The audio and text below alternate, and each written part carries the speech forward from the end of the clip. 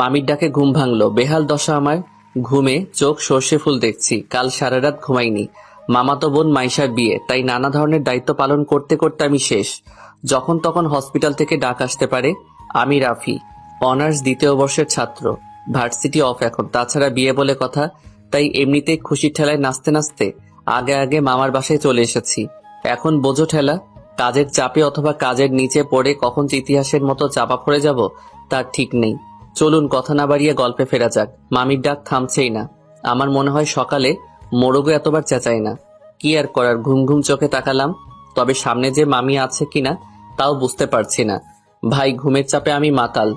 দূর দূর পর্যন্ত খালি ঘুমকেই দেখতে পাচ্ছি আমি। হঠাৎ মামি আমার কাঁধ ধরে ঝাঁকি দিয়ে বলল, এই রাফি, বাবা মার একটু কলেজে যা না, রাইসাকে নিয়ে আয় একটু। দেখ না, বাসায় কত কাজ, কেউ সময় পাচ্ছে না। কি রে, শুনছিস আমার কথা? এই রাফি। নিজের মুখে নিজে একটা থাপ্পড় মারলাম কষে। মামি তো অবাক, ছেলেটা করে কি? আমি একটা কার্টুনের মতো চেহারা করে কুম্ফু স্টাইলে বললাম, মামি আমি তো আছি, আমি এখনই যাচ্ছি, তুমি চিন্তা করো না, আমি আসছি, যাও। আচ্ছা ঠিক আছে, আমি তাহলে রাইসাকে ফোন করে বলে দেই যে রাফি আসছে তোকে নিতে, কেমন? হুম, বলো। আমি মানা করলেও যে তুমি বলবে আমি জানি। মামি চলে গেল। আমি এতক্ষণে নিজেকে আর আটকাতে পারলাম না। কে বলেছে ছেলে মানুষ কান্না করে না? এরে, আমার এখন চিল্লাইয়া কান্না করতে ইচ্ছে করছে। একটু ঘুমানোর টাইম নেই। রাইসারে আমি তোরে আজকে কি যে করব। ধ্যাত, কি আর করা, যেতে তো হবেই। যাই, চলেন দেখি কই আছে মহারানী। কোন রকমে মুখে পানির ছটা মারলাম। গাটা একদম শিউরে উঠল। চোখের পাতায় ঘুমগুলো আমার উপর অভিমান জমিয়েছে, বোঝাই যাচ্ছে। তবু নিজেকে সামলে একটা জামা গায়ে দিয়ে বেরিয়ে পড়লাম বাইক নিয়ে। না জানি কখন আমি কিসের সাথে মেরে বসি। সে আজ যাই হোক, এখানে আমার কোনো দোষ নেই। ঘুমাতে পারলাম কই? যা হবার হবে আজ। জীবনটা বেদনার, তাই এই জীবনে আর কোনো ভয় নেই। যেখানে ঘুম নেই সেখানে ভয় কিসের? প্রায় 20 মিনিট পর আমি ওর কলেজের কাছে পৌঁছে গেলাম। কি দশা আমার! এখানে চারিপাশে রমণীর কমতি নেই, তবু আজ আমি যেন কাউকে চোখেই দেখছি না। এটা অন্যায়। পকেট থেকে ফোন বের করে রাইসাকে ফোন করার জন্য নাম্বার খুঁজতে লাগলাম। যাক বাবা, কঠিন কাহিনী। ঘুমের চোটে নাম্বারগুলো কেমন এলোমেলো দেখছি। এ শালা, আমি পাগল হয়ে গেছি নাকি আমার চোখ মাতাল হয়ে গেছে বুঝতে পারছি না। কি আর করার, ঠাস করে মুখে আর একটা থাপ্পড় মেরে বসলাম। হ্যাঁ, এখন একটু ভালো দেখছি। পাশে দুইটা আপু ফুচকা খাচ্ছিল। আমার এই কর্ম দেখে একজনের তো গাল থেকে ফুচকাই পড়ে গেছে নিচে। হয়তো আমাকে পাগল ভেবেছে। যাই হোক, রাইসাকে কল করেছি, ধরছে না কেন? এই মেয়েটা আমার সাথে কি এখন নাটক শুরু করেছে নাকি? আবার ফোন দিলাম। যাক বাবা, এবার কেটেই দিল। এভাবে অনেকবার ফোন দিলাম, বারবার কেটে কেন দিচ্ছে? আমার তো মাথা গরম হয়ে যাচ্ছে। পেয়েছেটা কি? এরে, আমারে তো পাগল বানিয়ে ছাড়বে এই মেয়ে। না জানি কোন ছেলের সাথে আড্ডা মেরে বেড়াচ্ছে, আর আমাকে খালি খালি এখানে দাঁড় করিয়ে রেখেছে। এরে, আজকে আমি পাই এই পেতনিটাকে একদম বাঁশবাগানের মাথায় বসিয়ে রেখে আসবো। বিরক্ত হয়ে বলে উঠলাম, পেতনিটা কি করছে কে জানে, বারবার ফোন কেটে দিচ্ছে।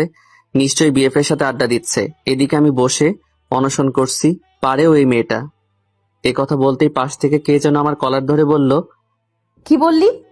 চমকে উঠে দেখলাম, আরে এ তো রাইসা। আমি বুঝতে পারলাম না এভাবে কেন করছে। রাগ করার কথা আমার, সেখানে উল্টো রাগ দেখাচ্ছে এই পেতনি। হিসেবটা কেমন গোলমাল হলো না? আপনারাই বলুন, এটা কি ঠিক হলো? আমি বললাম, কিরে পেতনি, এটা কি করছিস? ওই তুই কি বললি? আমি অন্য ছেলেদের সাথে আড্ডা দিচ্ছি? তুই জানিস না আমার ওসব নেই? আর আমি যে সেই কখন এখানে এসে দাঁড়িয়ে আছি চোখের সামনে, সেদিকে তোর নজর নেই? অন্ধ হয়ে গেছিস নাকি? আমি এখানে দাঁড়িয়ে আছি আর তুই কল করে যাচ্ছিস? তাই সত্যি? রাইসা আমার দিকে রাগী দৃষ্টিতে তাকিয়ে আছে। এখানে আমার কি দোষ? সব দোষ ঘুমের। ঘুম এতটাই বেগ দিয়েছে যে আমি রাইসাকে খেয়ালই করিনি। রাইসাকে বললাম, ঠিক আছে ঠিক আছে, খেয়াল করিনি, এতে এভাবে রিয়াক্ট করার কি আছে? কিন্তু কথা হচ্ছে, আমি তোর থেকে কি? কিন্তু কি? কি মানে? ওই গাধি, আমি তোর সিনিয়র না? তুই আমাকে তুই তুই করে বলিস কেন? কতবার বলেছি রাইসা ভালো হয়ে যা, না হলে কানের 3 আঙ্গুলের নিচে এমন একটা দেব না, বিটিভির মতো ঝিরঝির করবি। আইসে, আমার থেকে মাত্র 2 বছরের বড় তুই। আর তাছাড়া দেখতে তো তোকে আমার থেকেও ছোট লাগে। পিচি পিচি লাগে তোকে, আবার বড় বড় কথা। দেখছেন দেখছেন তো কথাবার্তার কোয়ালিটি। এরে 2 বছর বলে মাত্র 2 বছর। পড়ালেখা শিখিয়ে কি গাধা মানুষ করছে আমার মামা? এর থেকে একটা গাধাকে পড়ালেখা শেখালে অন্তত মানুষ হতে পারতো। কিছু বলতেও পারছি না। সবাই আশেপাশে আমাদের দিকেই তাকিয়ে আছে। শেষে আবার বেশি কিছু হলে পাবলিক ভাববে মেয়েটাকে ডিস্টার্ব করছি। এমনিতেই বাঙালিদের তুলনা হয় না। আমার ভাই কেনানি খাওয়ার শখ নেই। রাইসা আমার একটু কাছে এসে বলল, রাফি, এই আবার নাম ধরে ডাকছিস? চুপ, আগে বল তোর চোখ এত লাল কেন? রাফি, তুই নেশা মেশা করছিস না তো? রাফি, আমার হাতে কিন্তু মার্ডার হয়ে যাবে। তুই নেশা করেছিস রাফি, আমি সত্যিই তোকে মেরে ফেলবো। চুপ চুপ, ভাঙা রেডিও কথাকার। আমি কেন যে এখানে এসেছি? কেউ বিষ খায় আমি মরে যাই। এই ছাগলের 3 নম্বর বাচ্চাকে কেউ একটু চুপ থাকার জন্য বল, না হলে এখন কিন্তু কিছু একটা হয়ে যাবে। কি বলছিস আবল তাবল?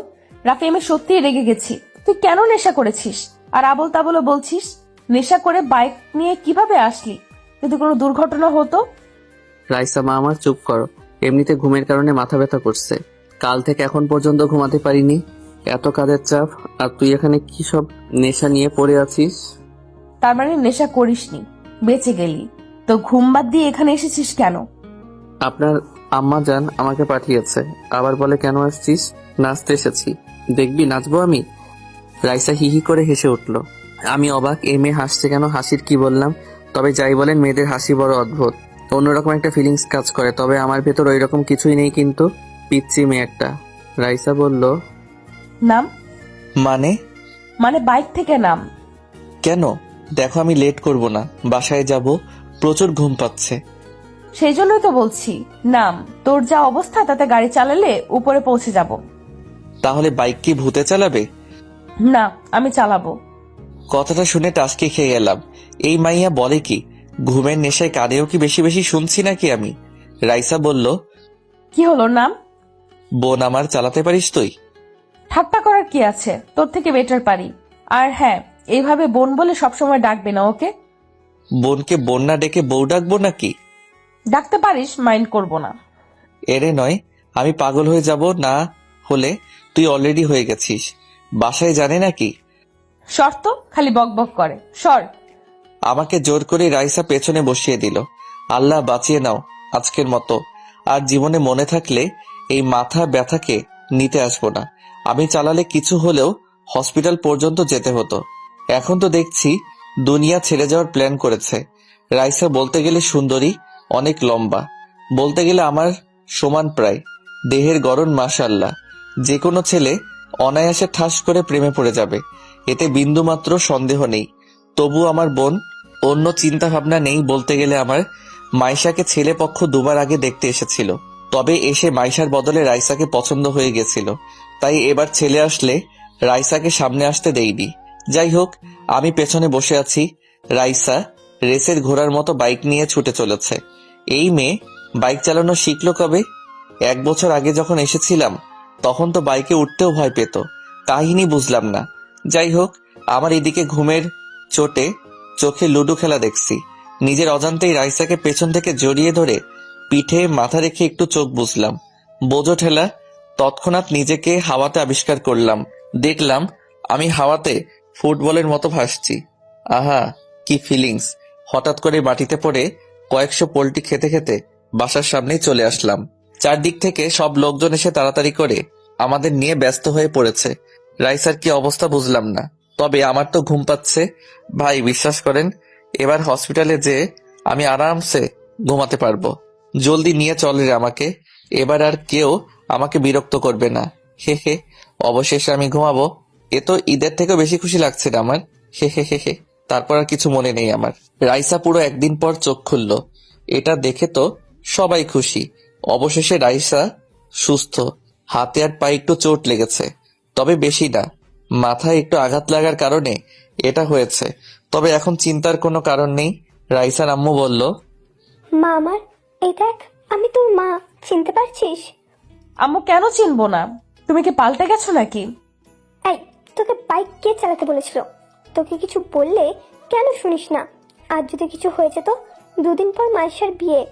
এখন কি হতো যদি সিরিয়াস কিছু হতো? আল্লাহর কাছে শুক্রিয়া, সিরিয়াস কিছু হয়নি। আম্মু, আমি তাড়াতাড়ি সুস্থ হয়ে যাব তো? আপুর বিয়ের কত শপিং করব, কত মজা করব। ডাক্তার বলল তোকে এখনই বাসে নিয়ে যেতে পারবো, সমস্যা নেই। হ্যাঁ, আর আমিও তো বাইকটা পার্ক করব তখনই পড়েছি। তবে পড়ার তো কথা। এটা বলতেই রাইসার মনে পড়ে গেল আমার কথা। রাইসা মনে মনে ভাবছে, তখন আমাকে কিভাবে জড়িয়ে ধরেছিল? আমার কি দোষ? এভাবে কেউ ধরে? আমার তো অনেক লজ্জা লাগছিল, তাই নিজেকে কন্ট্রোল করতে পারিনি। এখানে আমার কোনো দোষ নেই, সব দোষ ওই গাধাটার। ধরবি ধরবি তাই বলে এইভাবে আমাকে বলতি যে